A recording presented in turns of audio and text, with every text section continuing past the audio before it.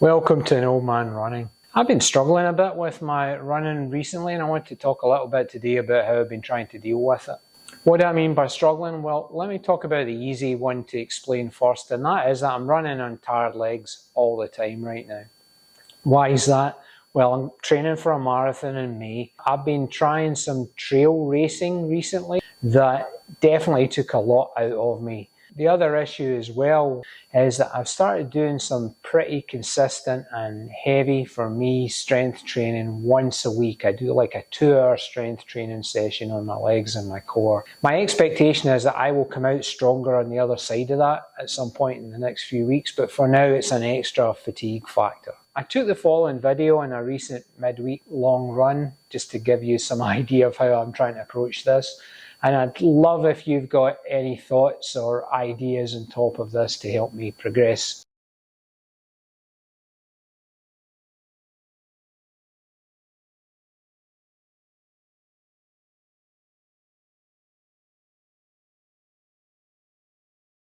So 2 miles in and as rough as I expected.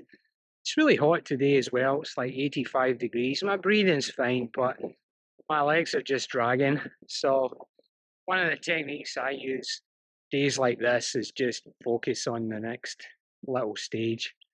It's 3 miles from here to a place called Cocoa Village, which is just a really nice spot where I can stop, have a little bit of a drink, regroup. And so I'm not even thinking about 14 right now. I'm just thinking about Cocoa Village and getting there. I feel like you have to deal with 3 different kinds of tiredness or pain when you're training for a marathon. There's dealing with the cardiovascular side of things, which is basically building your aerobic fitness so you can stay at a low heart rate, burn fuel efficiently from fat. Then you get the pain associated with lactate burn, where maybe you're doing interval training or you're at the very end of long runs, you're maybe doing fast finish long runs. The one I'm dealing with today is something that I've not had in a little while in my marathon training, and that's just general muscle fatigue, just not being strong enough to do the kind of running that you want to do. And today it's a consequence of me doing a massive strength session yesterday with some miles after it, day before some tough 2-mile repeats, and so my muscles are just done. But this is a great test of mental fortitude. I used to be really reluctant to break up long runs by stopping, whether it was for water or for rest or whatever, but the more I run, the more I realise, as long as you don't overdo it, that I think it can be a good thing. Just allows you to regroup, get your heart rate back down again. So anyway, that's me 5 miles now. I'm going to do now 2 miles out and back on the route that we run on a Sunday. That'll take me to 9, and at that point I'll try and make a decision about whether I call my wife and ask her to come and pick me up here in the village, or whether I try and run or jog or hop the last 5 miles home. But that's a decision for down the road, and that's the important thing I've begun to learn about difficult training days, is just chunk them up into small bits. Hello again, back in Cocoa Village. Somehow I've managed to run 9 miles.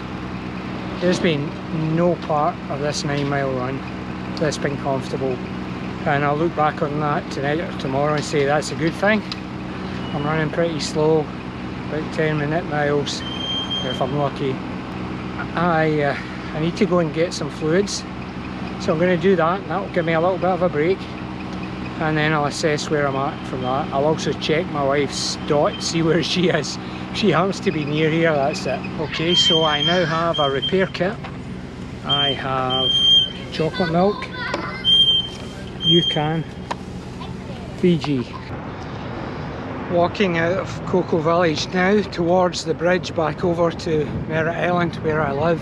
If I can run another 1.5 miles, that takes me to 10.5 miles, which was the original target for today. And that would leave me to find some time on Sunday to get to the 14 miles that I was trying to do today. So at a minimum, if I can get to 10.5, I've hit today's target. And we'll figure out the rest of the week as it comes. We'll worry about that then. Made it to 11 miles. Chocolate milk for the win. But It's against the wind now a little bit, and my heart rate's starting to hit my aerobic threshold, which is making it a little more difficult. I thought when I got to 11 I'd be able to say, okay, let's just push through to 14, but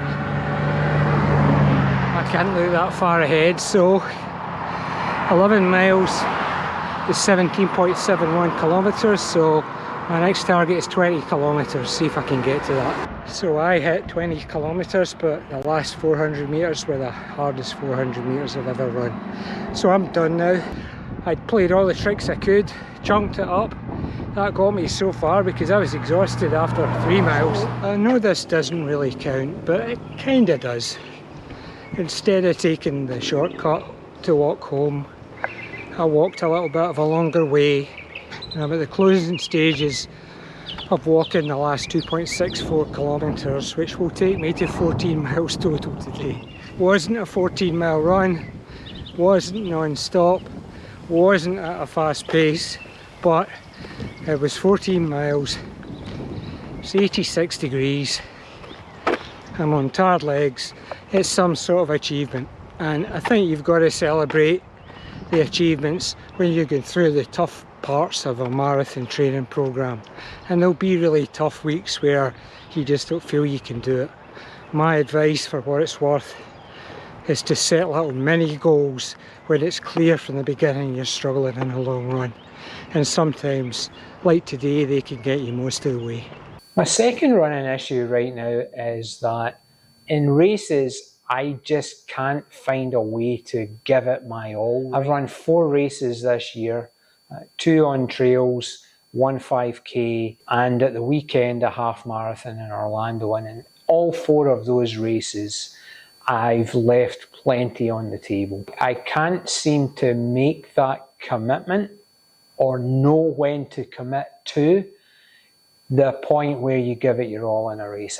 I get unsure in my timing, and so I just kind of cop out on it. I think a second factor is the way I'm approaching these races. Watch the following short video before Saturday's race.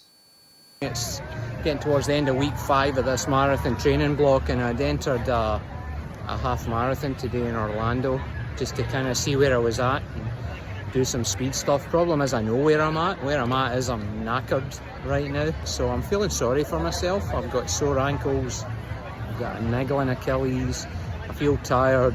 I'm not sure how this is going to go today. I've got a feeling it'll be like all the other tired runs I've been doing recently, but you never know. Now, to anybody looking at that video, including me today, it is obvious I'm not going to run a fast time going into the race with that kind of mindset already. And so one of the things I'm planning to do for the next couple of races I've got coming up is to come up with a mental approach the night before and the day of a race that puts me in a much better frame of mind. And I think what will also help is there's a book that I skimmed before called Do Hard Things, which I have a recollection of having a lot of useful concepts to approach this with. But I read it so quickly and at such a surface level that I don't really have a detailed understanding of what those concepts are. So I'm going to reread that book.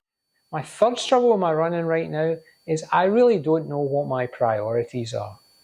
Well, let me explain that a bit more. Like, I know why I like running. I love the friendships that I've made. I love that it keeps me fit. I love the actual running itself.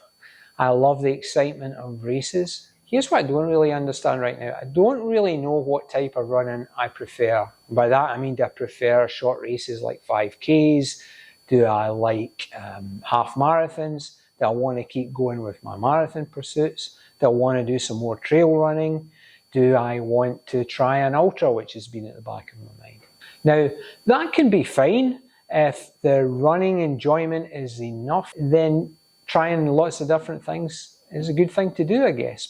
But I want to see what my limits are and what I can achieve. The problem is that I don't believe you can find out by trying everything. You've got to pick something, decide that's what you want to focus on, that's where you want to test your limits, and have at it. And having done that, that has implications on the other things that you do with your running. And that's the question I'm trying to answer right now. And I don't have an answer. But I would love to hear from anyone who has faced this kind of challenge and what they chose, but maybe more importantly, how they went about deciding the path that they wanted to go down. If you've enjoyed this video, please give me a like. Have a look at some of my other videos and please consider subscribing to An Old Man Running.